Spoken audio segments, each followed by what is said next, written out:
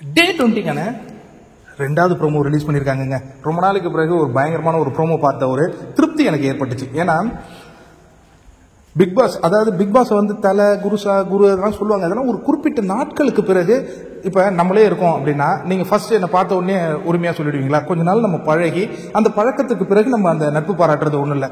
First எடுத்த உடனே சொல்லுங்க டியூட், யாரு? எஃப்ஜே. சொல்லுங்க அண்ணா, யாரு? Big Boss. என்ன இது நல்லாவே இல்லையே, இன்னும் நம்ம நினைச்சிட்டு இருந்தோம்ல, அதை விஜய் சேதுபதி அட்ரஸ் பண்ணுவார் நான் நினைத்து கூட பார்க்கல. அப்ப ஒரு மரியாதை தெரியாத ஒரு நிகழ்வாக நீங்க நடந்துகிட்டு இருக்கீங்க லாஸ்ட் வீக். ஆனா உண்மையாலே ஒரு சில கட்டங்கள்லாம் நமக்கு ஒரு படபடப்பு ஏற்பட்டுச்சு தெரியுமா, அந்த ப்ரோக்ராம் பார்க்கும் பொழுது. அதாவது நமக்கு வந்து ஆரம்பத்தில் இவங்கெல்லாம் வரும்போது நம்ம நிறைய விமர்சனம் பண்ணியிருந்தா கூட ஒரு பதட்டத்தை நம்மளை கொண்டு போய் வச்சாங்க. பிக் பாஸ்ங்கிறது பதட்டத்தில் இருக்கிறது இல்லைங்க, அந்த இன்ட்ரெஸ்டிங்ல போறது. சில நாள் இன்ட்ரெஸ்டிங்காகவும் இருந்தது, அது மறக்க முடியாது. அதில் ஒரு பின்னணி காரணம் வந்து நமக்கு இன்ட்ரெஸ்டிங்காக இருக்கணும்.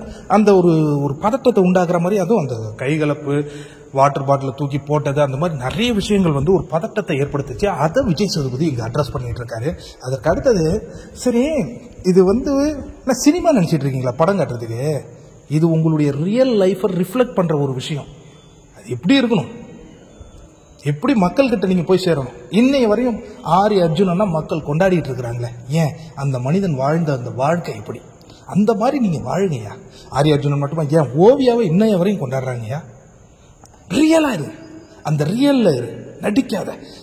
அதாவது கண்டென்ட் நீ தேடி போகாத, உன்னை தேடி கண்டென்ட் வரும். இந்த மாதிரி பல விஷயங்களை ரொம்ப அற்புதமா செய்து இன்னைக்கு கன்வெர்ட் பண்ணிட்டு இருக்கிறத பார்க்கும்போது எனக்கு ரொம்ப அருமையா இருக்கு. இன்டர்வியூ வரும்போது நீங்க இருந்த ஆட்களா நீங்க? ஏன்னா இவரே உட்காந்து இன்டர்வியூ எடுத்திருப்பாருன்னு நினைக்கிறேன். அதனாலதான் அப்படியே கேட்கிறாரு. சூப்பரா இருந்ததுங்க எனக்கு இந்த ப்ரோமோ.